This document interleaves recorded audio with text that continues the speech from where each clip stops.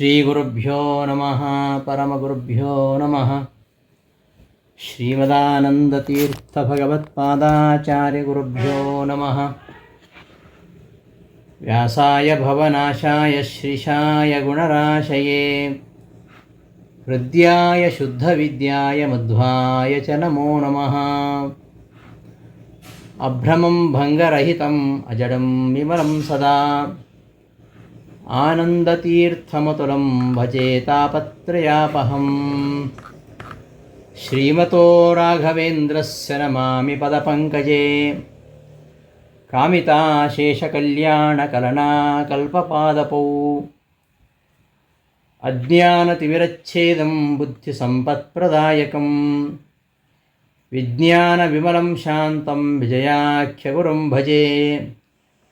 ತಪಸ್ವಾಧ್ಯಾಯ ಶುಶ್ರೂಷಾ ಕೃಷ್ಣಪೂಜಾರತಂ ಮುನಿಂ ವಿಶ್ವೇಶಮಿಷ್ಟದಂ ವಂದೇ ಪರಿವ್ರಾಟ್ ಚಕ್ರವರ್ತಿನಂ. ಶ್ರೀ ಗುರುಭ್ಯೋ ನಮಃ.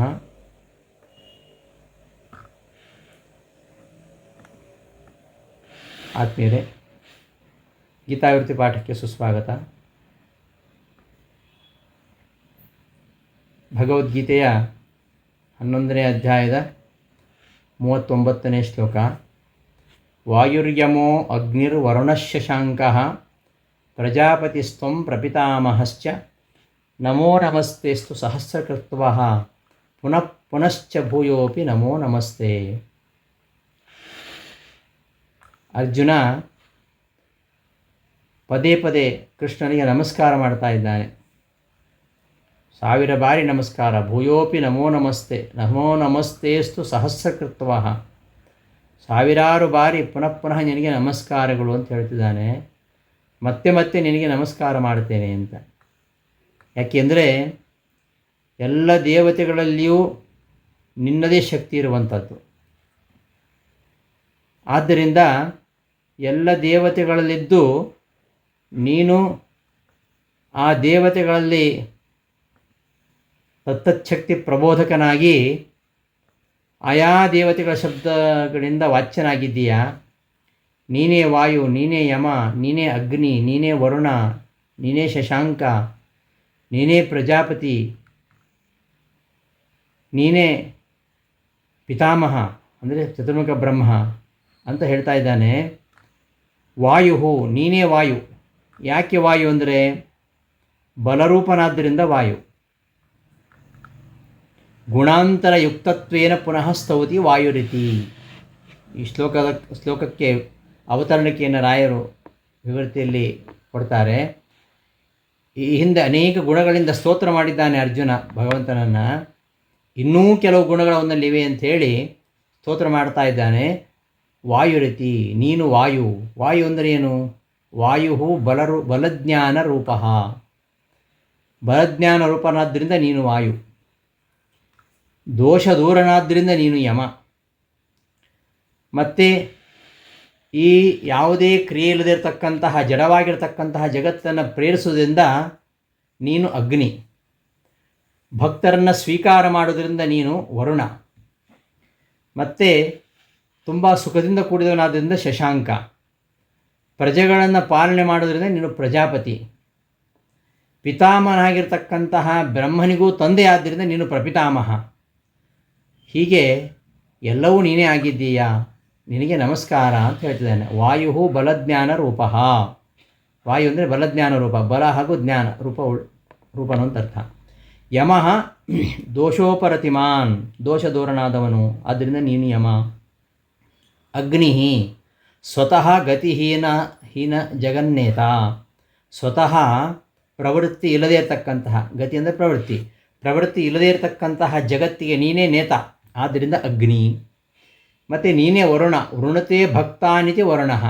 ಭಕ್ತರನ್ನು ನೀನು ಸ್ವೀಕರಿಸ್ತೀಯ, ಆದ್ದರಿಂದ ನೀನು ವರುಣ. ನೀನೇ ಶಶಾಂಕ. ಅತಿ ಸುಖಾಂಕಿತತ್ವಾತ್ ಶಶಾಂಕ. ಅತ್ಯಂತ ಸುಖದಿಂದ ಕೂಡಿದವನಾದ್ದರಿಂದ, ಅತ್ಯಂತ ಸುಖದ ಚಿಹ್ನೆ ನೀನಾದ್ದರಿಂದ ನೀನು ಶಶಾಂಕ. ಪ್ರಜಾಪಾಲನಾತ್ ಪ್ರಜಾಪತಿ. ಪ್ರಜೆಗಳನ್ನು ಪಾಲನೆ ಮಾಡೋದ್ರಿಂದ ನೀನು ಪ್ರಜಾಪತಿ. ಇಂತಹ ನಿನಗೆ ಸಹಸ್ರಕೃತ್ವಃ ನಮಃ ಅಸ್ತು. 1000 ಬಾರಿ ನಮಸ್ಕಾರಗಳಿರಲಿ. ಪುನಃ ಪುನಶ್ಚ ಪುನಶ್ಚ ಮತ್ತೆ ಭೂಯಃ ಮತ್ತೆ ಮತ್ತೆ ನಿನಗೆ ಬಹಳವಾಗಿ ನಮಸ್ಕಾರಗಳು ಅಂತ ಈ ಶ್ಲೋಕದಲ್ಲಿ ಅರ್ಜುನ ಹೇಳ್ತಾ ಇದ್ದಾನೆ. ನಮಃ ಪುರಸ್ತಾದ್ ಅಥ ಪೃಷ್ಠತಸ್ತೆ, ನಮಃ ಪುರಸ್ತಾತ್ ಅಥ ಪೃಷ್ಠತಸ್ತೆ,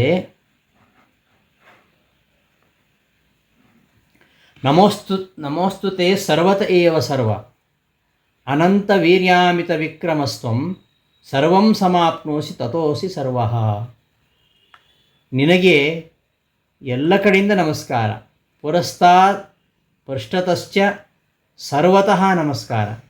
ನಿನಗೆ ಎದುರಿನಿಂದ ನಮಸ್ಕಾರ, ಹಿಂದಿನಿಂದ ನಮಸ್ಕಾರ, ದಕ್ಷಿಣ ದಿಕ್ಕಿನಿಂದ ನಮಸ್ಕಾರ, ಉತ್ತರ ದಿಕ್ಕಿನಿಂದ ನಮಸ್ಕಾರ, ಎಲ್ಲ ಕಡೆಯಿಂದ ನಮಸ್ಕಾರ ಅಂತ ಹೇಳ್ತಾ ಸರ್ವ ಸರ್ವ ನೀನು ಸರ್ವ, ಸರ್ವ ಅಂದರೆ ಪೂರ್ಣ ಅಂತ. ನೀನು ಅನಂತ ವೀರ್ಯ ಅಮಿತ ವಿಕ್ರಮ, ಅನಂತ ವೀರ್ಯವುಳ್ಳವನು, ಅನಂತ ವಿಕ್ರಮ ಅನಂತ ಪರಾಕ್ರಮವುಳ್ಳವನು, ಮತ್ತು ಸರ್ವಂ ಸಮಾಪ್ನೋಸಿ ಈ ಎಲ್ಲವನ್ನು ವ್ಯಾಪಿಸಿದ್ದೀಯ ನೀನು, ಇಡೀ ವಿಶ್ವವನ್ನೇ ವ್ಯಾಪಿಸಿದ್ದರಿಂದ ನೀನು ತತಃ ಆ ಕಾರಣದಿಂದಾಗಿ ಸರ್ವ ನೀನು ಸರ್ವ ಎನಿಸಿದ್ದೀಯಾ ಅಂತ ಈ ಶ್ಲೋಕದ ಅರ್ಥ. ವಿವೃತ್ತಿಯಲ್ಲಿ ಈ ಶ್ಲೋಕಕ್ಕೆ ಅರ್ಥವನ್ನು ನಿರೂಪಿಸ್ತಾರೆ ರಾಯರು. ಸರ್ವತಃ ದಕ್ಷಿಣೋತ್ತರಾದಿ ಸರ್ವ ಪಾರ್ಶ್ವೇಭ್ಯ ನಮೋಸ್ತುತೆ. ಸರ್ವತಃ ಅಂದರೆ ಎಲ್ಲ ಕಡೆ, ಎಲ್ಲ ಕಡೆ ಅಂದರೆ ದಕ್ಷಿಣ ಉತ್ತರಾದಿ ಸರ್ವ ಪಾರ್ಶ್ವಗಳಿಂದಲೂ ನಿನಗೆ ನಮಸ್ಕಾರ. ಹೇ ಸರ್ವ, ಸರ್ವ ಅಂದರೆ ಹೇ ಪರಿಪೂರ್ಣ, ಹೇ ಪರಿಪೂರ್ಣನೇ, ನೀನು ಸರ್ವ ಅಲ್ಲ, ನೀನೇ ಸರ್ವ ಅಂತಾದರೆ ಈ ಸರ್ವಂ ಖಲ್ವಿದಂ ಬ್ರಹ್ಮ ಇತಿ ಶ್ರುತೌ ಇದಂ ಸರ್ವಂ ಚ ಜಗತ್ ಬ್ರಹ್ಮ ಇತಿ ಸರ್ವಸ್ಯ ಜಗತಃ ಬ್ರಹ್ಮಾತ್ಮಕತ್ವೋಕ್ತೇಃ ತ್ವಮಸ್ಯ ವಿಶ್ವಸ್ಯ ಪರಂ ನಿಧಾನಂ ತ್ವಯಾ ತತಮಿದಂ ವಿಶ್ವಂ ಇತ್ಯಾದಿ ಅಯುಕ್ತಂ ಇತ್ಯತಃ ಶ್ರುತಿಗತ ಸರ್ವಶಬ್ದಾರ್ಥಮಾಹ. ಇಲ್ಲಿ ಒಂದು ಸಂದೇಹ ಬರುತ್ತೆ, ನೀನೇ ಎಲ್ಲ. ಅದಕ್ಕೆ ಸರಿಯಾಗಿ ನೋಡಿ, ಛಾಂದೋಗ್ಯೋಪನಿಷತ್ನಲ್ಲಿ ಒಂದು ಮಾತು ಬರುತ್ತೆ, ಸರ್ವಂ ಖಲ್ವಿದಂ ಬ್ರಹ್ಮ, ಇದೆಲ್ಲವೂ ಬ್ರಹ್ಮ ಅಂದರೆ ಇಡೀ ಈ ಜಗತ್ತು ಬ್ರಹ್ಮಮಯ, ಬ್ರಹ್ಮಾತ್ಮಕ. ಜಗತ್ತು ಬೇರೆ ಅಲ್ಲ, ಬ್ರಹ್ಮ ಬೇರೆ ಅಲ್ಲ ಅನ್ನುವ ರೀತಿಯಲ್ಲಿ ಅದು ಹೇಳುತ್ತೆ. ಅದಕ್ಕೆ ಅರ್ಥ ಬೇರೆ ಇದೆ. ಸರ್ವಂ ಚ ಜಗತ್ ಬ್ರಹ್ಮ, ಇದಂ ಸರ್ವಂ ಚ ಜಗತ್ ಬ್ರಹ್ಮ, ಇದೆಲ್ಲವೂ ಜಗತ್ತು, ಇಡೀ ಜಗತ್ತು ಬ್ರಹ್ಮನೇ ಆಗಿದ್ದಾನೆ. ಬ್ರಹ್ಮನಿಗೂ ಜಗತ್ತಿಗೂ ಅಭೇದ. ಜಗತಃ ಬ್ರಹ್ಮಾತ್ಮಕತ್ವೋಕ್ತೇ, ಜಗತ್ತಿಗೆ ಬ್ರಹ್ಮಾತ್ಮಕತ್ವವನ್ನು ಹೇಳಿದ್ದರಿಂದ ಅಲ್ಲಿ. ಆದರೆ ಈ ಹಿಂದೆ ಅರ್ಜುನ ಸ್ತೋತ್ರ ಮಾಡ್ತಾ ಬಂದಾಗ ಅಲ್ಲಿ ಕೆಲವು ಅಂಶಗಳನ್ನು ನೋಡಿದ್ವಿ ನಾವು. ತ್ವಮಸ್ಯ ವಿಶ್ವಸ್ಯ ಪರಂ ನಿಧಾನಂ, ನೀನೇ ಎಲ್ಲ ಜಗತ್ತಿಗೆ ಪರಂ ನಿಧಾನಂ, ಶ್ರೇಷ್ಠವಾದ ಆಶ್ರಯ, ಇಡೀ ಪ್ರಪಂಚಕ್ಕೆ ನೀನು ಆಶ್ರಯ ಅಂತ ಹೇಳಿತ್ತು. ಮತ್ತು ಇನ್ನೊಂದು ಹೇಳಿದ, ತ್ವಯಾ ತತಮಿದಂ ವಿಶ್ವಂ, ಇಡೀ ವಿಶ್ವವನ್ನೇ ನೀನು ವ್ಯಾಪಿಸಿದ್ದೀಯಾ. ಇಡೀ ವಿಶ್ವವನ್ನು ನೀನು ವ್ಯಾಪಿಸಿದ್ದೀಯಾ ಅಂತಾದರೆ ವಿಶ್ವ ಬೇರೆ ಆಗಬೇಕು, ನೀನು ಬೇರೆ ಆಗಬೇಕು. ಮತ್ತು ನೀನು ಈ ಜಗತ್ತಿಗೆ ಉತ್ಕೃಷ್ಟವಾದ ಆಶ್ರಯ ಅಂದರೆ ಜಗತ್ತು ಬೇರೆ ಆಗಬೇಕು, ನೀನು ಬೇರೆ ಆಗಬೇಕು, ಪರಮಾತ್ಮ ಬೇರೆ ಆಗಬೇಕು, ಪ್ರಪಂಚ ಬೇರೆ ಆಗಬೇಕು.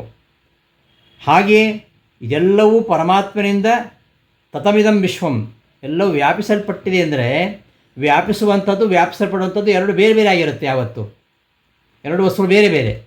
ಯಾವುದು ವ್ಯಾಪಿಸಿದೆಯೋ, ಯಾವುದು ವ್ಯಾಪಿಸಲ್ಪಟ್ಟಿದೆಯೋ ಅವು ಎರಡು ವಸ್ತುಗಳು ಬೇರೆ ಬೇರೆ ಆಗಿರಬೇಕು ಅಲ್ವಾ.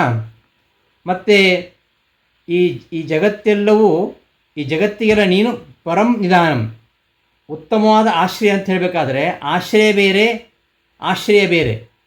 ಆಶ್ರಯ ಭಾವ ಸಂಬಂಧ ಒಂದರಲ್ಲಿ ಇನ್ನೊಂದಿದೆ ಅಂದರೆ ಎರಡು ವಸ್ತು ಬೇರೆ ಬೇರೆ ಆಗಿರಬೇಕು. ಪ್ರಪಂಚಕ್ಕೆ ನೀನು ಆಧಾರನಾಗಿದ್ದಿ ಅಂತಂದರೆ ಪ್ರಪಂಚನೇ ಬೇರೆ ಆಗಿರಬೇಕು, ನೀನು ಬೇರೆ ಆಗಿರಬೇಕು.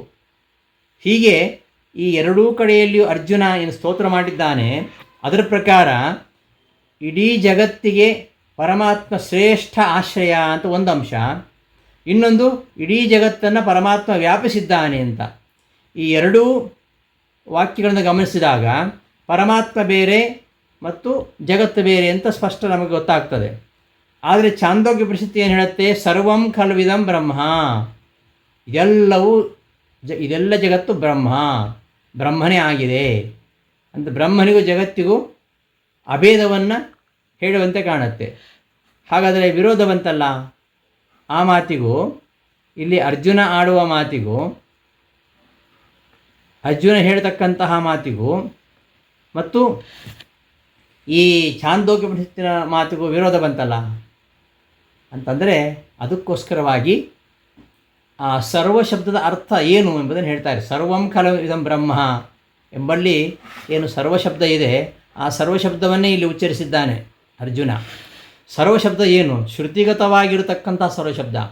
ಸರ್ವಂ ಖಲ್ವಿದಂ ಬ್ರಹ್ಮ ಅಂತ ಛಾಂದೋಗ್ಯ ಉಪನಿಷತ್ತಿನಲ್ಲಿ ಬರತಕ್ಕಂತಹ ಆ ಸರ್ವಶಬ್ದದ ಅರ್ಥ ಏನು ಅದನ್ನು ಹೇಳ್ತಾ ಇದ್ದಾನೆ. ಸರ್ವಂ ಸಮಾಪ್ನೋಷಿ, ನೀನು ಎಲ್ಲವನ್ನು ವ್ಯಾಪಿಸಿದ್ದೀಯಾ, ಜಗತ್ತನ್ನು ವ್ಯಾಪಿಸಿದ್ದೀಯಾ ಹೊರತು ನೀನು ಜಗದಾತ್ಮಕ ಅಲ್ಲ, ಜಗತ್ತಿನ ಸ್ವರೂಪ ಅಲ್ಲ.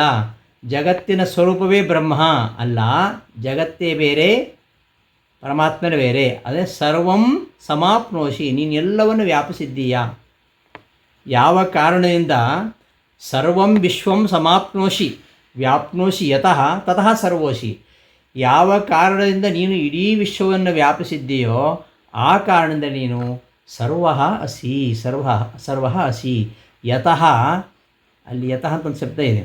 ಯತಃ ಯಾವ ಕಾರಣದಿಂದ ಸರ್ವಂ ಸಮಾಪ್ನೋಷಿ ಎಲ್ಲವನ್ನು ನೀನು ವ್ಯಾಪಿಸಿದ್ದೀಯೋ, ತತಃ ಆ ಕಾರಣದಿಂದ ನೀನು ಸರ್ವಃ ಅಸಿ, ನೀನು ಸರ್ವನಾಗಿದ್ದೀಯಾ, ಸರ್ವಶಬ್ದ ವಾಚ್ಯನಾಗಿದ್ದೀಯಾ. ನತು ಜಗದಾತ್ಮಕತ್ವೇನ ಇತ್ಯಭಿಪ್ರಾಯ. ನೀನು ಎಲ್ಲವೂ ಆಗಿದ್ದೀ ಅಂದರೆ ಪ್ರಪಂಚದ ಸ್ವರೂಪ ನೀನಾಗಿದ್ದೀಯ ಅಂತ ಅರ್ಥ ಅಲ್ಲ. ಸರ್ವಂ ಖಲ್ವಿದಂ ಬ್ರಹ್ಮ ಅಂದರೆ ಆ ಶ್ರುತಿ ಹೇಳ್ತಕ್ಕಂತಹ ಸರ್ವಶಬ್ದ ವಾಚ್ಯನಾಗಿದ್ದೀಯಾ. ಇದಂ ಬ್ರಹ್ಮ ಸರ್ವಂ ಖಲು ಸರ್ವಜಗದ್ವ್ಯಾಪಿ ಖಲು ಇತ್ಯಾದಿ ರೂಪೇಣ ಶ್ರುತ್ಯರ್ಥ ಜ್ಞೇಯ. ಸರ್ವಂ ಖಲ್ವಿದಂ ಬ್ರಹ್ಮ ಅಂದರೆ ಇದಂ ಬ್ರಹ್ಮ, ಈ ಬ್ರಹ್ಮ ಸರ್ವಂ ಖಲು ಅಂದರೆ ಸರ್ವಜಗದ್ವ್ಯಾಪಿ ಅಂತ ಅರ್ಥ. ಈ ಬ್ರಹ್ಮ ಇದೆಲ್ಲವೂ ಬ್ರಹ್ಮ ಅಂದರೆ ಇದೆಲ್ಲವೂ ಬ್ರಹ್ಮನ ಸ್ವರೂಪ ಅಂತ ಅರ್ಥ ಅಲ್ಲ. ಇದಂ ಬ್ರಹ್ಮ, ಈ ಬ್ರಹ್ಮನು ಸರ್ವಂ ಖಲು ಸರ್ವ ಜಗತ್ ವ್ಯಾಪಿಸಿದವನು, ಇಡೀ ಜಗತ್ತನ್ನು ವ್ಯಾಪಿಸಿದವನು ಅಂತ ಆ ಉಪನಿಷತ್ತಿನ ವಾಕ್ಯದ ಅರ್ಥ. ಆದ್ದರಿಂದ ನೀನು ಜಗದಾತ್ಮಕ ಅಲ್ಲ, ಜಗತ್ತೇ ಬೇರೆ, ನೀನೇ ಬೇರೆ. ನೀನು ಜಗತ್ತಿಗೆ ಆಶ್ರಯನಾದವ, ಜಗತ್ತನ್ನು ನೀನು ಸಂಪೂರ್ಣವಾಗಿ ವ್ಯಾಪಿಸಿದ್ದೀಯಾ. ಜಗತ್ತನ್ನು ವ್ಯಾಪಿಸಿದ್ದ ಕಾರಣದಿಂದಲೇ ಸರ್ವಂ ಯತಃ ಸಮಾಪ್ನೋಷಿ, ಯಾವ ಕಾರಣದಿಂದ ನೀನು ಎಲ್ಲ ಜಗತ್ತನ್ನು ವ್ಯಾಪಿಸಿದ್ದೀಯಾ, ತತಃ ಆ ಕಾರಣದಿಂದ ನೀನು ಸರ್ವಶಬ್ದ ವಾಚ್ಯನಾಗಿದ್ದೀಯಾ, ಸರ್ವ ಅಂತ ಈ ಒಂದು ಶ್ಲೋಕದ ಅರ್ಥ. ಸರ್ವಂ ವಿಶ್ವಂ ಸಮಾಪ್ನೋಷಿ ವ್ಯಾಪ್ನೋಷಿ, ಇಡೀ ವಿಶ್ವವನ್ನು ಸಮಾಪ್ನೋಷಿ ಅಂದರೆ ವ್ಯಾಪಿಸಿದ್ದಿ. ಯತಃ ಯಾವ ಕಾರಣದಿಂದ, ತತಃ ಆ ಕಾರಣದಿಂದ ಸರ್ವಃ ಅಸಿ, ನೀನು ಸರ್ವನಾಗಿದ್ದೀಯಾ. ಸರ್ವಂ ಖಲ್ವಿದಂ ಬ್ರಹ್ಮ ಪುರುಷ ಏವೇದಂ ಸರ್ವಂ ಅಂತ ಬರುತ್ತೆ ತೈತ್ರಿಪನಿಷತ್ನಲ್ಲಿ. ಪುರುಷ ಏವ ಇದಂ ಸರ್ವಂ, ಪುರುಷನೇ ಇದೆಲ್ಲವೂ, ಈ ಪ್ರಪಂಚವೆಲ್ಲ ಪುರುಷ ಇತ್ಯಾದಿ ಶ್ರುತಿಗಳಿರ್ತಕ್ಕಂತಹ ಸರ್ವಶಬ್ದ ವಾಚ್ಯನಾಗಿದ್ದೀಯಾ. ಯಾವ ಕಾರಣದ ಸರ್ವಶಬ್ದ ವಾಚ್ಯನಾಗಿದ್ದೀಯಾ ಅಂದರೆ ಎಲ್ಲವನ್ನು ನೀನು ವ್ಯಾಪಿಸಿದ್ದೀಯಾದ್ದರಿಂದ. ಸರ್ವಂ ವಿಶ್ವಂ ಸಮಾಪ್ನೋಷಿ, ಎಲ್ಲ ವಿಶ್ವವನ್ನು ನೀನು ವ್ಯಾಪಿಸಿ ಆದ್ದರಿಂದ ನೀನು ಸರ್ವಶಬ್ದ ವಾಚ್ಯನಾಗಿದ್ದೀಯಾ. ಇದೇ ಆ ಉಪನಿಷತ್ತಿರತಕ್ಕಂತಹ ವಾಕ್ಯಕ್ಕೂ ಇದೇ ಅರ್ಥ. ಸರ್ವಂ ಖಲ್ವಿದಂ ಬ್ರಹ್ಮ ಅಂದರೆ ಸರ್ವಂ ಇದೆಲ್ಲವೂ ಬ್ರಹ್ಮ ಅಂತ ಅರ್ಥ ಅಲ್ಲ. ಇದಂ ಸರ್ವಂ ಇದಂ ಬ್ರಹ್ಮ, ಈ ಬ್ರಹ್ಮನು ಸರ್ವಂ ಖಲು ಅಂದರೆ ಸರ್ವ ಜಗದ್ವ್ಯಾಪಿ ಆಗಿರುವಂಥದ್ದು ಅಂತ ಶ್ರುತಿಯ ಅರ್ಥ ಅಂತ ತಿಳ್ಕೊಳ್ಬೇಕು ಹೊರತು ನತು ಜಗದಾತ್ಮಕತ್ವೇನ ಅಭಿಪ್ರಾಯ. ನೀನು ಎಲ್ಲವೂ ಆಗಿದ್ದೀಯಾ ಅಂದರೆ ನೀನು ಜಗದಾತ್ಮಕನಾಗಿದ್ದೀಯಾ, ಜಗತ್ತು ನೀನು ಒಂದೇ ಅಂತ ಅರ್ಜುನ ಹೇಳ್ತಾ ಇಲ್ಲ. ಯಾಕೆಂದರೆ ಹಿಂದೆ ಹೇಳಿದ್ದಾನೆ ಅವನು, ಏನು ಹೇಳಿದ್ದಾನೆ? ಜಗತ್ತಿಗೆ ನೀನು ಶ್ರೇಷ್ಠ ಆಶ್ರಯ ಅಂತ ಹೇಳಿದ್ದಾನೆ, ಇಡೀ ಜಗತ್ತನ್ನು ನೀನು ವ್ಯಾಪಿಸಿದ್ದೆ ಅಂತ ಹೇಳಿದ್ದಾನೆ. ಈಗ ನೀನು ಜಗದಾತ್ಮಕನಾಗಿದ್ದೀಯಾ, ನೀನು ಜಗತ್ತು ಒಂದೇ ಅಂತ ಹೇಳ್ತಾನೆ ಅವನು. ಹಾಗೆ ಹೇಳಲಿಕ್ಕೆ ಸಾಧ್ಯ ಇಲ್ಲ. ಅದರಿಂದ ಸರ್ವಂ ಖಲ್ವಿದಂ ಬ್ರಹ್ಮ ಎಂಬ ಉಪನಿಷತ್ತಿಗೂ ಅದೇ ಅರ್ಥ. ನೀ ಎಲ್ಲ ಜಗತ್ತನ್ನು ವ್ಯಾಪಿಸಿದ್ದಿ ಅಂತಲೇ ಅರ್ಥ. ಇಲ್ಲಿ ಅರ್ಜುನ ಕೂಡ ಹೇಳ್ತಾ ಇರೋದು ಅದನ್ನೇ. ನೀನೇ ಸರ್ವನಾಗಿದ್ದೀಯಾ. ಯಾಕೆಂದರೆ ಸರ್ವವನ್ನು ವ್ಯಾಪಿಸಿದವನಾದ್ದರಿಂದ ನೀನು ಸರ್ವಶಬ್ದವಾಚ್ಯನಾಗಿದ್ದೀಯಾ. ಹಾಗಾದರೆ ಸರ್ವ ಅಂದರೆ ಎಲ್ಲ ಜಗತ್ತನ್ನು ನೀನು ವ್ಯಾಪಿಸಿದವನು ಅಂತ ಅರ್ಜುನನ ಈ ಮಾತಿನ ಅಭಿಪ್ರಾಯ ಎಂಬುದಾಗಿ ವಿವೃತ್ತಿಯಲ್ಲಿ ಅದನ್ನು ರಾಯರು ಸ್ಪಷ್ಟಪಡಿಸ್ತಾರೆ. ಇಷ್ಟು ಹೇಳಿ ಅರ್ಜುನ ಮುಂದೆ ಕ್ಷಮೆ ಕೇಳ್ತಾ ಇದ್ದಾನೆ. ಯಾಕಂದರೆ ಕೃಷ್ಣನ ಯಾವತ್ತೂ ಅವನು ದೇವರನ್ನು ತಿಳ್ಕೊಳ್ಳಿಲ್ಲ. ಅವನನ್ನು ಬಹಳ ಸ್ನೇಹದಿಂದ ಕಂಡ, ಪರವಶನಾಗಿ ಬಹಳ ಸಲಿಗೆಯಿಂದ ಮಾತಾಡಿದ. ಅವನ ಮಹಿಮೆ ಗೊತ್ತಿಲ್ಲ. ಈ ಕೃಷ್ಣ ಸಾಮಾನ್ಯನಲ್ಲ, ಇವ ಸರ್ವೋತ್ತಮ, ಈ ಜಗತ್ತನ್ನೇ ಸೃಷ್ಟಿ ಮಾಡಿದ ಪರಮಾತ್ಮನೇ ಇವನು ಅಂತ ತಿಳ್ಕೊಳ್ಳಿಲ್ಲ. ಅವನನ್ನು ಮಿತ್ರ ಭಾವನೆಯಿಂದ ಕರೆದ. ಅವನು ಗೊಲ್ಲ ಅಂದ, ಯಾದವ ಅಂದ, ಗೆಳೆಯ ಅಂದ. ಹೀಗೆಲ್ಲ ಗೌರವವಿಲ್ಲದೆ ನಾನು ನಿನ್ನ ಜೊತೆ ಮಾತಾಡಿಬಿಟ್ಟಿದ್ದೇನೆ. ಈಗ ನಿನ್ನ ವಿಶ್ವರೂಪವನ್ನು ಕಂಡಾಗ ನೀನೆಂಥವನು ಅಂತ ನನಗೆ ಗೊತ್ತಾಯಿತು. ನಿನ್ನ ಮಹಿಮೆಯನ್ನು ತಿಳಿಯದೆ ನಾನು ಪರವಶತೆಯಿಂದ ಅಥವಾ ನಿನ್ನ ಮೇಲಿನ ಭಾವ ಅಂತ ಸ್ನೇಹದಿಂದ ಅಥವಾ ಮಿತ್ರ ಭಾವನೆಯಿಂದ ನಿನ್ನನ್ನು ಹೆಸರಿಟ್ಟು ಕರೆದೆ. ಕೃಷ್ಣ ಅಂತ ಕರೆದೆ, ಯಾದವ ಅಂತ ಕರೆದೆ, ಸಖ ಅಂತ ಕರೆದೆ. ಆದ್ದರಿಂದ ಗೌರವವಿಲ್ಲದೆ ನಾನು ನಿನ್ನನ್ನು ಈ ಥರ ಸಂಬೋಧಿಸಿದ್ದನ್ನು ಕ್ಷಮಿಸುವಂತ ಹೇಳಿ ಹೊರಟಿದ್ದಾನೆ. ಮುಂದಿನ ಶ್ಲೋಕದಲ್ಲಿ ಸಖೇತಿ ಮತ್ವಾ ಪ್ರಸಭಂ ಯದುಕ್ತಂ ಹೇ ಕೃಷ್ಣ ಹೇ ಯಾದವ ಹೇ ಸಖೇತಿ ಅಜಾನತಾ ಮಹಿಮಾನಂ ತವೇದಂ ಮಯಾ ಪ್ರಮಾದಾತ್ ಪ್ರಣಯೇನ ಮಾಪಿ. ಇಷ್ಟು ಮಹಾತ್ಮ್ಯವನ್ನು ತಿಳ್ಕೊಂಡ. ಈಗ ಏತಾದೃಶ ಮಹಾತ್ಮ್ಯಂ ಭಗವಂತಂ, ಇಂತಹ ಮಹಾತ್ಮ್ಯವುಳ್ಳವನು ಪರಮಾತ್ಮ ಅಂತ ತಿಳ್ಕೊಂಡು ಇಂತಹ ಪರಮಾತ್ಮನ ಬಗ್ಗೆ ಭಗವಂತನ ಪ್ರತಿ ಯದ್ ಅಪರಾಧಂ, ನಾನು ಏನು ಅಪರಾಧವನ್ನು ಮಾಡಿದೆ ಆ ಅಪರಾಧವನ್ನು ಕ್ಷಮಿಸುವಂತೆ ಪ್ರಾರ್ಥನೆ ಮಾಡ್ತಾ ಇದ್ದಾನೆ ಅರ್ಜುನ. ಯದ್ ಅಪರಾಧಂ ತತ್ ಕ್ಷಂತವ್ಯಂ ಇತ್ಯಾಹ, ಅದನ್ನು ಕ್ಷಮಿಸು ಎಂಬುದಾಗಿ ಹೇಳ್ತಾ ಇದ್ದಾನೆ. ಸಖಾ ಇತಿ ಸಖೇತಿ ಮತ್ವಾ ಪ್ರಸಭಂ ಯದುಕ್ತಂ ಇದಂ ಪ್ರಾಗುಕ್ತಂ ಜಗತ್ ಸೃಷ್ಟತ್ವಾದಿಕಂ ಮಹಿಮಾನಂ ಅಜಾನತಾ ಮಯಾ ಪ್ರಮಾದಾತ್ ಪಾರವಶ್ಯಾತ್ ಪ್ರಣಯೇನವಾ ಸ್ನೇಹೇನವಾ.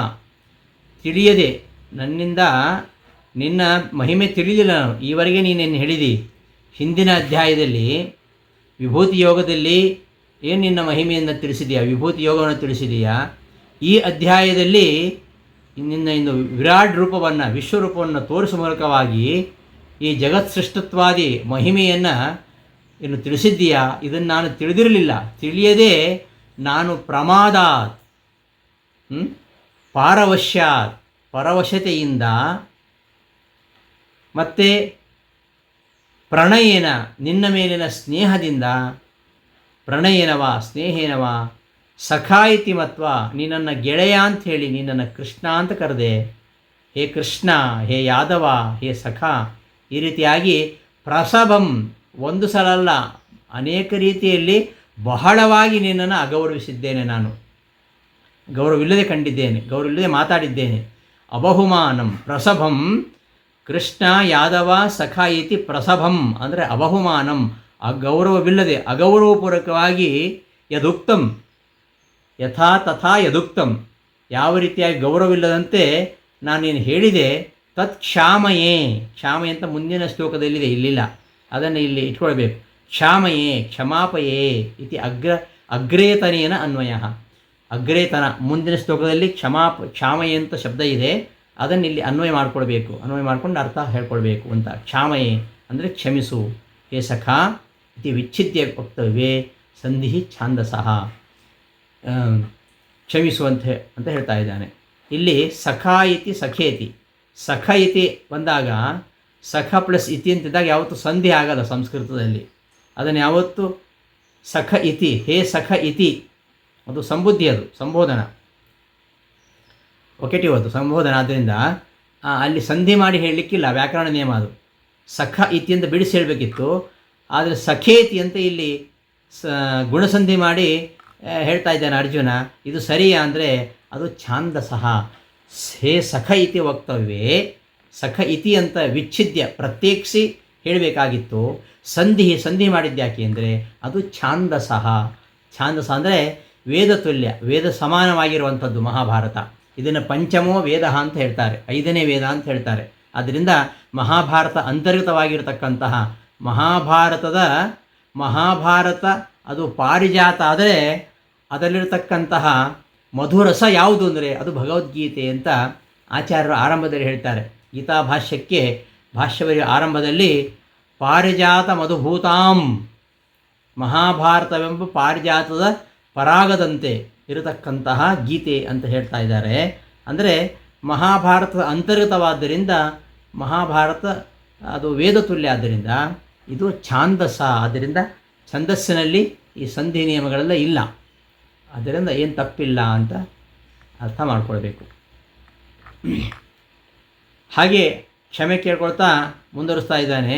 ಯಚ್ಚ ಅಪಹಾಸಾರ್ಥಂ ಅಸತ್ಕೃತೋಸಿ ವಿಹಾರಶಯ್ಯಾಸನ ಭೋಜನೇಶು ಏಕೋಥವಾಪ್ಯಚ್ಯುತ ತತ್ಸಮಕ್ಷಂ ತತ್ಕ್ಷಾಮಯೇ ತ್ವಾಂ ಅಹಂ ಅಪ್ರಮೇಯಂ. ಅದನ್ನು ನೀನು ಕ್ಷಮಿಸಬೇಕು ಅಂತ ಪ್ರಾರ್ಥನೆ ಮಾಡ್ತೇನೆ ಅಂತ ಹೇಳ್ತಿದ್ದಾನೆ. ಯಚ್ಚ ಅಪಹಾಸಾರ್ಥಂ, ಕೆಲವೊಮ್ಮೆ ತಮಾಷೆಗೆ ಮಾತಾಡಿದ್ದು ಇವರಿಬ್ಬರು, ತಮಾಷೆ ಏನೇನೋ ಮಾತಾಡಿದ್ದಿದೆ, ಮತ್ತು ಕ್ರೀಡಾ ವಿಹಾರಾದಿಗಳನ್ನು ಮಾಡಿದ್ದಿದೆ. ಒಟ್ಟೊಟ್ಟಿಗೆ ಕ್ರೀಡಿಸುವಾಗ ಒಟ್ಟೊಟ್ಟಿಗೆ ಅವನ ಜೊತೆ ಆಟ ಆಡಿದ್ದಾನೆ, ಅವನ ಜೊತೆ ಮಲಗಿದ್ದಾನೆ, ಅವನೊಟ್ಟಿಗೆ ಕೂತ್ಕೊಂಡಿದ್ದಾನೆ, ಅವನೊಟ್ಟಿಗೆ ಊಟ ಮಾಡ್ಕೊಂಡಿದ್ದಾನೆ. ಯಾವ ಸಂದರ್ಭದಲ್ಲಿಯೂ ಕೂಡ ಅವನು ಸರ್ವೋತ್ತಮ ಅಂತ ತಿಳ್ಕೊಳ್ಳಿಲ್ಲ, ಸಾಮಾನ್ಯ ತನ್ನ ಗೆಳೆಯ ಅಂತ ತಿಳ್ಕೊಂಡೇ ಕಂಡಿದ್ದಾನೆ. ಈ ರೀತಿಯ ಒಂದು ಅಸತ್ಕಾರಕ್ಕೆ ಅನರ್ಹ ಪರಮಾತ್ಮ. ಯಾಕೆಂದರೆ ಅವನು ಗುಣಪರಿಪೂರ್ಣ, ಸರ್ವೋತ್ತಮ. ಈ ರೀತಿಯ ಸಾಮಾನ್ಯರೊಂದಿಗೆ ವ್ಯವಹರಿಸಿಬಿಟ್ಟಿದ್ದಾನೆ. ಇಂತಹ ಒಂದು ಅಸತ್ಕಾರಕ್ಕೆ ಅನರ್ಹ ಪರಮಾತ್ಮ. ಅನರ್ಹನಾದರೂ ಕೂಡ ಅಪಹಾಸಕ್ಕೋಸ್ಕರವಾಗಿ ಅಪಮಾನ ಆಗಿದೆ ನಿನಗೆ ನನ್ನಿಂದ, ಅದನ್ನು ನಾನು ತಿಳಿಯಲಾರದೆ ಮಾಡಿದ್ದೇನೆ, ನನ್ನನ್ನು ಕ್ಷಮಿಸು ಅಂತ ಪ್ರಾರ್ಥನೆ ಮಾಡ್ತಾ ಇದ್ದಾನೆ. ಯಚ್ಚ ಅಪಹಾಸಾರ್ಥಂ ಅಸತ್ಕೃತೋಸಿ, ಅಪಹಾಸಕ್ಕೋಸ್ಕರವಾಗಿ ನಿನಗೆ ನಾನು ಅಪಮಾನ ಮಾಡಿದ್ದಿರ್ಬೋದು, ಅದನ್ನು ನಾನು ತಿಳಿದೇ ಮಾಡಿದ್ದೇನೆ, ಅದನ್ನು ಕ್ಷಮಿಸು ಅಂತ. ವಿಹಾರ ಶಯ್ಯಾಸನ ಭೋಜನೇಶು ಏಕಃ ಅಥವಾ ಅಪಿ ಅಚ್ಯುತ ತತ್ಸಮಕ್ಷಂ. ಈ ಹೇ ಅಚ್ಯುತನೇ, ಅಚ್ಯುತ ಅಂದ್ರೇನು? ಚ್ಯುತಿ ಇಲ್ಲದವ. ಯಾವುದು ಚ್ಯುತಿ? ಸರ್ವಗುಣೈ ಚ್ಯುತಿಹೀನಃ, ಯಾವ ಗುಣವೂ ಇವನನ್ನು ಬಿಟ್ಟಿಲ್ಲ, ಎಲ್ಲ ಗುಣಗಳಿಂದ ಪೂರ್ಣನಾಗಿರ್ತಕ್ಕಂಥವನು, ಅಂಥವನು ಸರ್ವೋತ್ತಮನಾಗಿರ್ತಕ್ಕಂಥವನು. ವಿಹಾರ ಕ್ರೀಡಾ ತದಾದಿಷು ಏಕಃ ಅಪಿ ತ್ವಂ ಸರ್ವೋತ್ತಮೋಪಿ ಅಸತ್ಕಾರ ಅನರ್ಹಃ ಅಪಿ ಇತಿ ಯಾವತ್. ನೀನು ವಿಹಾರ ಕ್ರೀಡೆ ಮೊದಲಾದ ಪ್ರಸಂಗಗಳಲ್ಲಿ ಏಕಃ ಅಪಿ, ಏಕ ಅಂದರೆ ಸರ್ವೋತ್ತಮನಾಗಿದ್ದರೂ ಕೂಡ ನೀನು ನನ್ನಿಂದ ಅಸತ್ಕಾರಕ್ಕೆ ಅನರ್ಹನಾಗಿದ್ದರೂ ಕೂಡ ಅಪಹಾಸ್ಯಕ್ಕಾಗಿ ನಾನು ನಿನ್ನನ್ನು ಅಸತ್ಕರಿಸಿದ್ದೇನೆ, ಅಪಮಾನಿಸಿದ್ದೇನೆ. ಅದನ್ನು ನಾನು ತಿಳ್ಕೊಂಡಿಲ್ಲ. ನಾನು ಮಾತ್ರ ಅಲ್ಲ, ಯಾರಿಂದಲೂ ನಿನ್ನನ್ನು ಪೂರ್ಣವಾಗಿ ತಿಳ್ಕೊಳ್ಳಿಕ್ಕೆ ಸಾಧ್ಯ ಇಲ್ಲ. ಅಂತಹ ನಿನ್ನ ಎದುರಿನಲ್ಲಿ ನಾನು ಕ್ಷಮಿಸುವಂತ ಪ್ರಾರ್ಥನೆ ಮಾಡ್ತಾ ಇದ್ದೇನೆ, ಕ್ಷಮಿಸುವಂತ ಪ್ರಾರ್ಥನೆ ಮಾಡ್ತಾ ಇದ್ದೇನೆ ಅಂತ ಹೇಳ್ತಿದ್ದಾನೆ. ಯದ ಅಪಹಾಸಾರ್ಥಂ, ಅಪಹಾಸಕ್ಕೋಸ್ಕರವಾಗಿ ಅಸತ್ಕೃತ ಅಸಿ, ಅವಮತೋ ಅಸಿ, ನನ್ನಿಂದ ಅವಮಾನಿಸಲ್ಪಟ್ಟಿದ್ದೀಯೋ, ತತ್ ಅದು ಅಪ್ರಮೇಯಂ ತ್ವಾಂ ಸಮಕ್ಷಂ ತತ್ ಪುರತೋ ಅಹಂ ಕ್ಷಮಾಪಯೇ. ನೀನು ಅಪ್ರಮೇಯ ಅಂದರೆ ಸರ್ವೋತ್ತಮನಾಗಿರ್ತಕ್ಕಂತಹ ನಿನ್ನನ್ನು ತಿಳಿಯದೆ ನೀನು ಸರ್ವೋತ್ತಮನಾಗಿದ್ದರೂ ಅಸತ್ಕಾರಕ್ಕೆ ಅನರ್ಹರಾಗಿದ್ದರೂ ಕೂಡ ನಾನು ಅಪಹಾಸಕ್ಕಾಗಿ ನಿನ್ನನ್ನು ಅಸತ್ಕರಿಸಿದ್ದೇನೆ, ನಿನ್ನನ್ನು ಅವಮಾನಿಸಿದ್ದೇನೆ. ಆದ್ದರಿಂದ ನಿನ್ನ ಎದುರಿನಲ್ಲಿ ಕ್ಷಾಮಯೇ ತತ್ಪುರತಃ ಅಹಂ ಕ್ಷಮಾಪಯೇ. ಕ್ಷಾಮಯಂತಿರೋದು, ಕ್ಷಾಮೆ ಅಂದರೆ ಕ್ಷಮಾಪಯೆ ಅಂತ, ಕ್ಷಮಿಸು ಅಂತ ಪ್ರಾರ್ಥನೆ ಮಾಡ್ತೇನೆ. ಕ್ಷಮಸ್ವೈತಿ ಪ್ರಾರ್ಥೆ, ಕ್ಷಮಿಸುವಂತ ಪ್ರಾರ್ಥನೆ ಮಾಡ್ತಾ ಇದ್ದೀನಿ ಅಂತ ಹೇಳ್ತಿದ್ದಾನೆ. ಇಲ್ಲಿ ಏಕಃ ಅಪಿ ಅಂದರೆ ಸರ್ವೋತ್ತಮ ಅಂತ ಅರ್ಥ. ಅದನ್ನು ರಾಯರು ಬರೀತಾರೆ. ಏಕಃ ಅಪಿ, ಒಬ್ಬನಾಗಿದ್ದರು ಅಂತ ಅರ್ಥ ಅಲ್ಲ ಅದು.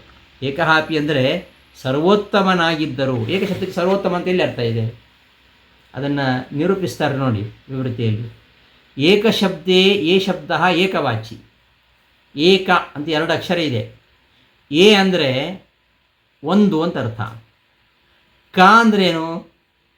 ಕೃ ಅಂತ ಒಂದು ಧಾತು ಇದೆ ಸಂಸ್ಕೃತದಲ್ಲಿ, ಕರೋತಿ ಇತಿ ಕಹ, ಕೃಧಾತು, ಇದು ಕೃಂಕರಣೆ, ಕೃಧಾತುವಿಗೆ ಮಾಡುವುದು ಅಂತ ಅರ್ಥ. ಆ ಮಾಡುವಿಕೆಯ ಅರ್ಥ ಕೊಡ್ತಕ್ಕಂತಹ ಕೃಧಾತುವಿಗೆ ಅಂತರ್ಣೀತ ಅರ್ಥದಲ್ಲಿ ನೆತ್ ಪ್ರತ್ಯಯ ಬಂತು. ನೆತ್ ಪ್ರತ್ಯಯ ಬಂದರೆ ಮಾಡುವವ ಮಾಡಿಸುವ ಅಂತ ಅರ್ಥ ಬರ್ತದೆ. ಈ ಕೃ ಎಂಬ ಧಾತುವಿಗೆ ಕೇವಲ ದ್ವ ಎಂಬುದರಿಂದ ಡಪ್ ಪ್ರತ್ಯಯ ಬಂತು. ಡಪ್ ಪ್ರತ್ಯಯ ಬಂದರೆ ಅದು ಕೃ ಇದ್ದದ್ದು ಕ ಅಂತ ಆಗುತ್ತೆ. ಕ ಅಂದ್ರೇನು? ಮಾಡುವವ ಅಂತ ಅಂದರ್ಥ. ಅಂತರ್ಣಿತ ನೆರ್ಥ ಇರುವುದರಿಂದ ನಿಚರ್ಥ, ನಿಚರ್ಥ ಅಂದರೆ ಪ್ರೇರಣಾರ್ಥ, ನೆರ್ಥ ಇರುವುದರಿಂದ ಪ್ರೇರಣಾರ್ಥ ಇರುವುದರಿಂದ ಮಾಡುವವನು ಅಂತ ಅರ್ಥ ಬರ್ತದೆ. ಕ ಶಬ್ದಕ್ಕೆ ಮಾಡುವವ ಮಾಡಿಸುವವ ಅಂತ. ಮಾಡುವವ ಮಾಡಿಸುವ ಅವನ್ಯಾರು? ಏ ಅಂದರೆ ಏಕಃ. ಏಕಃ ಅಂದ್ರೇನು? ಅವನೊಬ್ಬನೇ. ಒಬ್ಬನೇ ಅಂದ್ರೇನು? ಅವನ ಜೊತೆ ಯಾರಿಲ್ಲ. ಅಸಹಾಯ. ಏ ಅಂದರೆ ಏಕಃ. ಏವ ಕಹ. ಕಹ ಅಂದರೆ ಕರ್ತ ಮತ್ತು ಕಾರಯಿತ. ಒಬ್ಬನೇ, ಇನ್ನೊಬ್ಬರ ಸಹಾಯ ಇಲ್ಲದೆ ಒಬ್ಬನೇ ಮಾಡುವವ, ಒಬ್ಬನೇ ಮಾಡಿಸುವವ, ಅವನು ಸರ್ವೋತ್ತಮನೇ ತಾನೇ ಆಗಬೇಕು. ಏಕಶಬ್ದ ಅರ್ಥ ಹಾಗೆ. ಏ ಅಂದರೆ ಯಾರ ಸಹಾಯ ಇಲ್ಲದೆ ಒಬ್ಬನೇ ಇರ್ತಕ್ಕಂಥವನು ಅಂತ ಏ ಅಂದರೆ. ಕಹ ಅಂದರೆ ಮಾಡುವವ ಮತ್ತು ಮಾಡಿಸುವವ. ಯಾರ ಸಹಾಯವಿಲ್ಲದೆ ಅವನೊಬ್ಬನೇ ಮಾಡುವವ, ಅವನೊಬ್ಬನೇ ಮಾಡಿಸುವವ ಅಂತ ಅರ್ಥ ಏಕಶಬ್ದಕ್ಕೆ.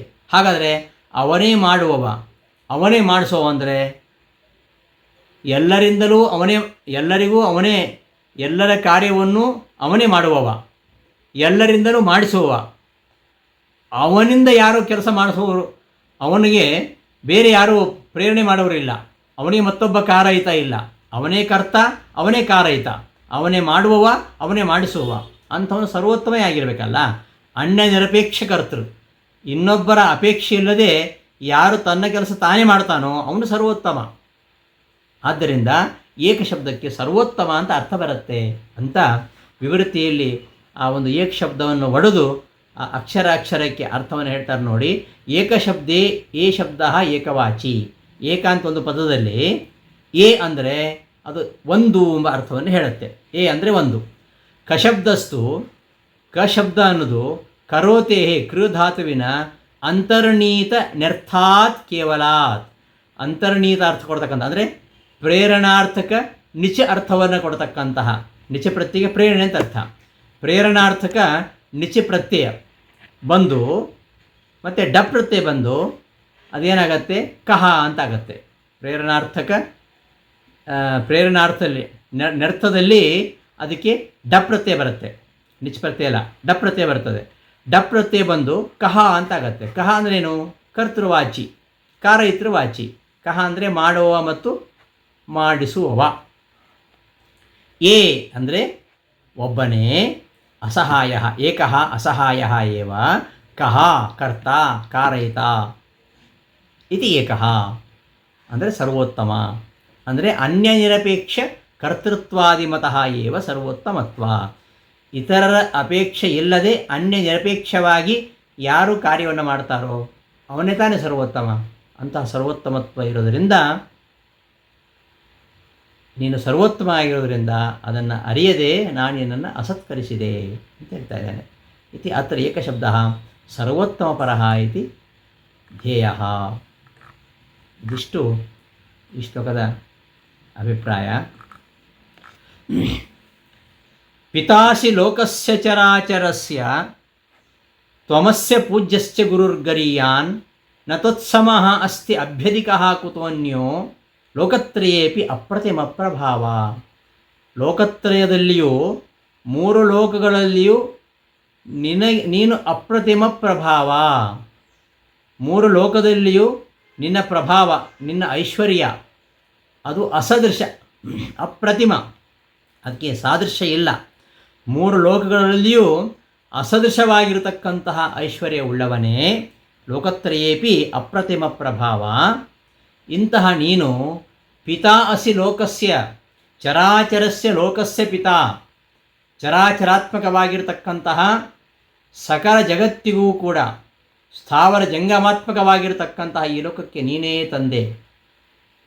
ಮತ್ತು ತ್ವಮಸ್ಯ ಪೂಜ್ಯ, ನೀನೇ ಪೂಜ್ಯ.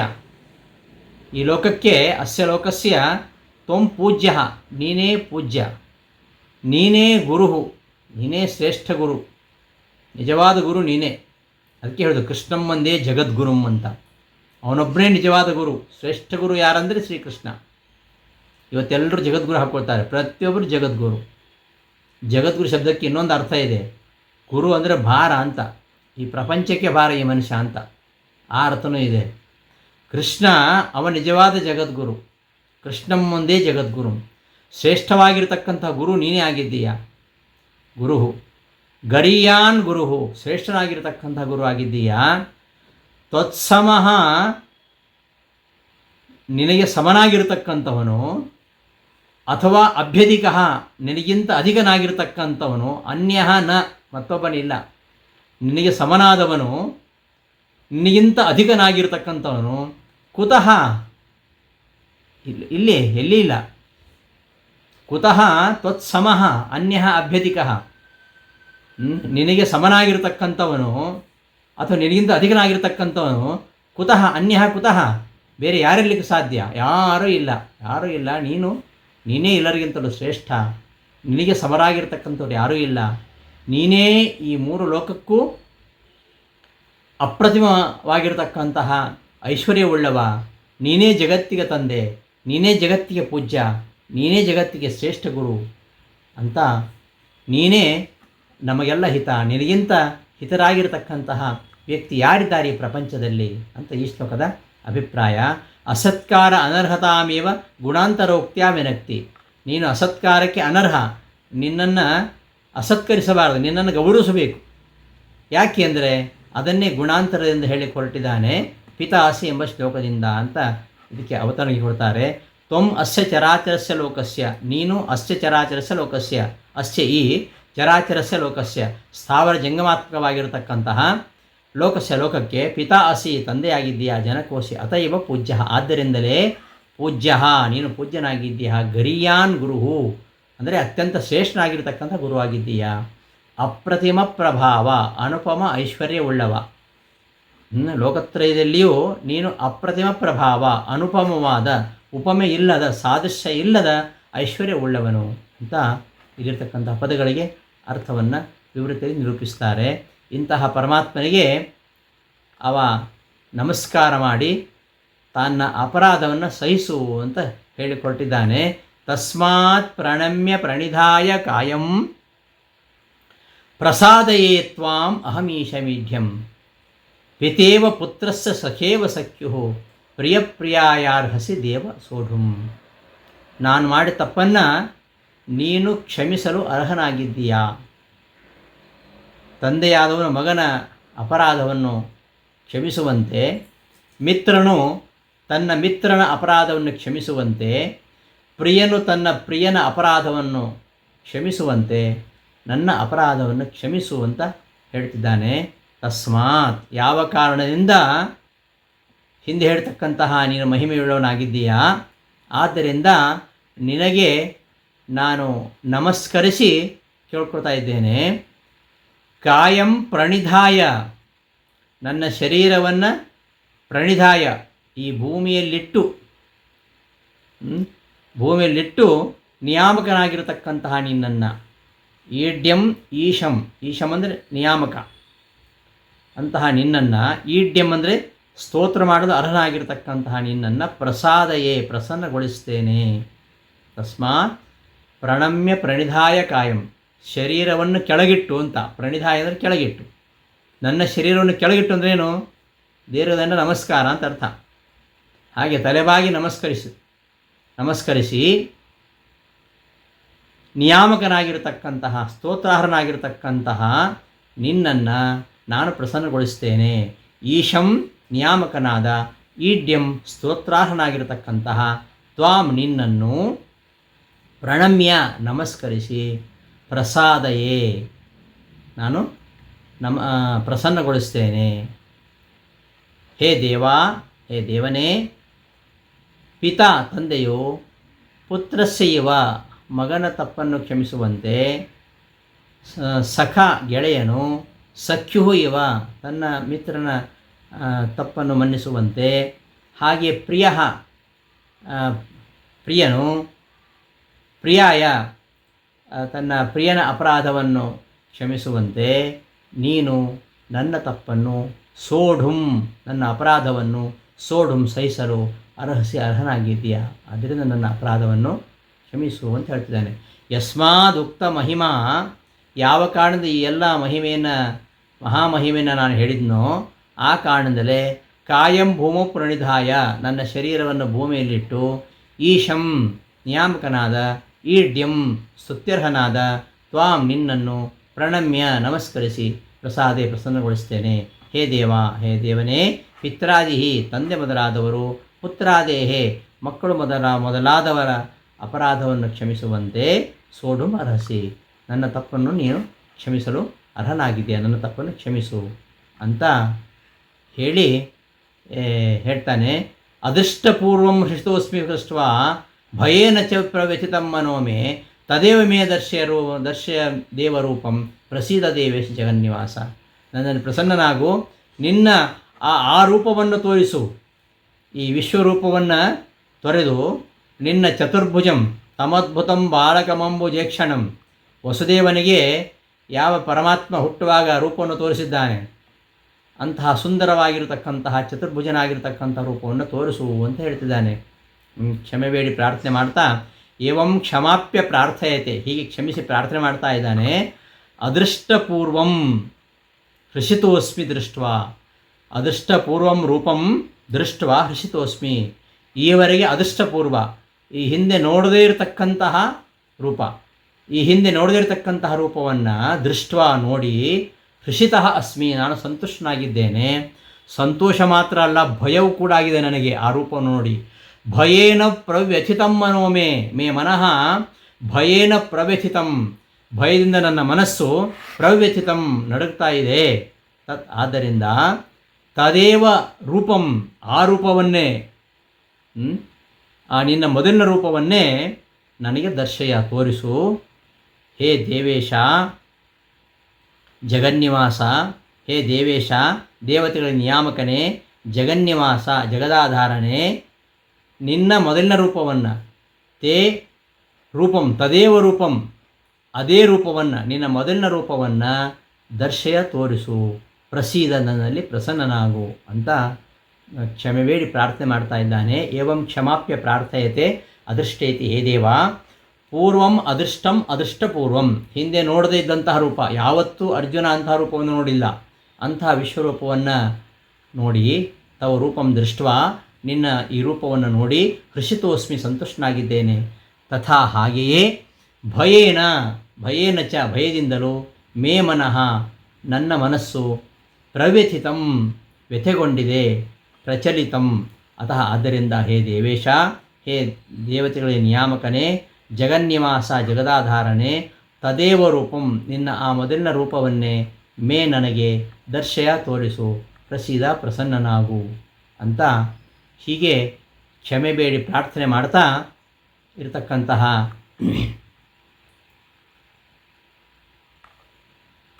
ಕಿರೀಟಿನಂ ಗದಿನಂ ಚಕ್ರಹಸ್ತಂ ಇಚ್ಛಾಮಿ ತ್ವಾಂ ದೃಷ್ಟುಮಹಂ ತಥೈವ ತೇನೈವ ರೂಪೇಣ ಚತುರ್ಭುಜೇನ ಸಹಸ್ರಭಾವೋ ಭವ ವಿಶ್ವಮೂರ್ತೆ ಅಂತ ಪ್ರಾರ್ಥಿಸ್ತಾ ಇದ್ದಾನೆ. ಮೊದಲಿನಂತೆ ನೀನಾಗಿರು, ಈ ರೂಪ ಬೇಡ, ನಿನ್ನ ರೂಪ ವಿಶ್ವರೂಪ, ಹೇಗೆ ನಾನು ನೋಡಿದ್ದೇನೆ ಹಾಗೆ ಹಿಂದೆ ನೋಡಿರತಕ್ಕಂತಹ ರೂಪವನ್ನು, ಅದೇ 4 ಭುಜಗಳುಳ್ಳಂತಹ ರೂಪ, ಕಿರೀಟಧಾರಿಯಾಗಿರತಕ್ಕಂತಹ, ಗದೆಯನ್ನು ಕೈಯಲ್ಲಿ ಹಿಡಿದಿರ್ತಕ್ಕಂತಹ, ಚಕ್ರಧಾರಿಯಾಗಿರ್ತಕ್ಕಂತಹ ನಿನ್ನ ರೂಪವನ್ನು ತೋರಿಸು, ಈ ರೂಪವನ್ನು ಉಪಸಂಹರಿಸು ಅಂತ ಕೇಳ್ತಾ ಇದ್ದಾನೆ. ಕಿರೀಟಿನಂ ಗದಿನಂ ಚಕ್ರಹಸ್ತಂ ತ್ವಾಂ ದೃಷ್ಟುಂ ಅಹಂ ಇಚ್ಛಾಮಿ, ಕಿರೀಟಧಾರಿಯಾದ, ಗದಾಧಾರಿಯಾದ, ಕೈಯಲ್ಲಿ ಚಕ್ರವನ್ನು ಹಿಡಿದಿರುವ ನಿನ್ನ ಆ ರೂಪವನ್ನು ನಾನು ನೋಡಬೇಕು ಅಂತ ಇಚ್ಛಿಸ್ತೇನೆ. ಅದೇ ರೂಪದಿಂದ ಚತುರ್ಭುಜೇನ ತೇನೈವ ರೂಪೇಣ, ಆ 4 ಭುಜಗಳುಳ್ಳ ಅದೇ ರೂಪದಿಂದ ನಿನ್ನನ್ನು ನಾನು ನೋಡಬೇಕು ಅಂತ ಬಯಸ್ತೇನೆ. ಹೇ ಸಹಸ್ರಬಾಹೋ, ಹೇ ಅನಂತಬಾಹು ಉಳ್ಳವನೇ, ವಿಶ್ವಮೂರ್ತೆ, ಗುಣಪೂರ್ಣವಾಗಿರತಕ್ಕಂತಹ ಶರೀರವುಳ್ಳವನೇ, ಮತ್ತು ಎಲ್ಲ ಕಡೆ ಇರತಕ್ಕಂಥವನೇ, ವಿಶ್ವಮೂರ್ತೆ, ಎಲ್ಲೆಡೆ ರೂಪವುಳ್ಳವನೇ, ತೇನೈವ ರೂಪೇಣ, ಅದೇ ಮೊದಲಿನ ರೂಪದಿಂದ ನೀನು ತೋರು, ಮೊದಲಿನಂತೆ ಆಗಿರು ಎಂಬುದಾಗಿ ಈ ಶ್ಲೋಕದಲ್ಲಿ ಪ್ರಾರ್ಥನೆ ಮಾಡ್ತಾ ಇದ್ದಾನೆ. ತಮೇ ತದೇವ ಇತ್ಯುಕ್ತಂ ರೂಪಮಾವಹ, ಅದೇ ಹಿಂದೆ ಹೇಳಿದ ರೂಪವನ್ನು ನನಗೆ ತೋರಿಸು ಅಂತ ಹೇಳಿಕೊಟ್ಟಿದ್ದಾನೆ. ಕಿರೀಟಿನಂ ಯಥಾ ವಿಶ್ವರೂಪಂ ದೃಷ್ಟವಾನ್ ಅಸ್ಮಿ, ಹೇಗೆ ನಾನು ಈಗ ವಿಶ್ವರೂಪವನ್ನು ನೋಡಿದ್ನೋ ತಥೈವ ಹಾಗೆಯೇ ತೇನೈವ ಪೂರ್ವದೃಷ್ಟೇನ, ಅದೇ ಈ ಮೊದಲು ನೋಡಿರತಕ್ಕಂತಹ ಚತುರ್ಭುಜೇನ ರೂಪೇಣ, 4 ಭುಜಗಳಿಂದ ಕೂಡಿರತಕ್ಕಂತಹ ರೂಪದಿಂದ ತ್ವಾಂ ದೃಷ್ಟಂ ಇಚ್ಛಾಮಿ, ನಿನ್ನನ್ನು ನೋಡಬೇಕು ಅಂತ ಇಚ್ಛಿಸ್ತೇನೆ. ಹೇ ಸಹಸ್ರಬಾಹೋ, ಅಲೈ ಅನಂತಬಾಹುವೇ, ವಿಶ್ವಮೂರ್ತೆ, ಗುಣಪೂರ್ಣ ವಿಗ್ರಹನೇ ಅಂತ ಅರ್ಥ, ಅಥವಾ ವಿಶ್ವಮೂರ್ತೆ, ಎಲ್ಲ ಕಡೆಯೂ ವ್ಯಾಪಿಸಿದಂತಹ ಶರೀರವುಳ್ಳವನೇ, ನೀನು ಮೊದಲಿನ ಹಾಗೆ ನಿನ್ನ ರೂಪವನ್ನು ತೋರಿಸೋನಾಗು ಅಂತಂದಾಗ ಆ ಅರ್ಜುನ ಮೇಲೆ ಕರುಣೆಯನ್ನು ತೋರ್ತಾ ಪರಮಾತ್ಮ ತನ್ನ ಈ ಹಿಂದೆ ಏನೋ ವಿಶ್ವರೂಪವನ್ನು ತೋರಿಸಿದ್ದಾನೆ, ಅದನ್ನು ತೊರೆದು ತನ್ನ ನಿಜರೂಪವನ್ನು ತೋರಿಸಲಿಕ್ಕೋಸ್ಕರವಾಗಿ ಮಾತಾಡ್ತಾ ಇದ್ದಾನೆ. ಶ್ರೀ ಭಗವಾನ್ ವಾಚ ಏನು ಹೇಳ್ತಾನೆ ಎಂಬುದನ್ನು ನಾವು ಮುಂದಿನ ಪಾಠದಲ್ಲಿ ನೋಡೋಣ ಅಂತ ಹೇಳ್ತಾ ಈ ದಿನದ ಪಾಠವನ್ನು ಸಮಾಪ್ತಿಗೊಳಿಸ್ತೇನೆ. ಶ್ರೀಕೃಷ್ಣ ಅರ್ಪಣಮಸ್ತು. ಧನ್ಯವಾದಗಳು.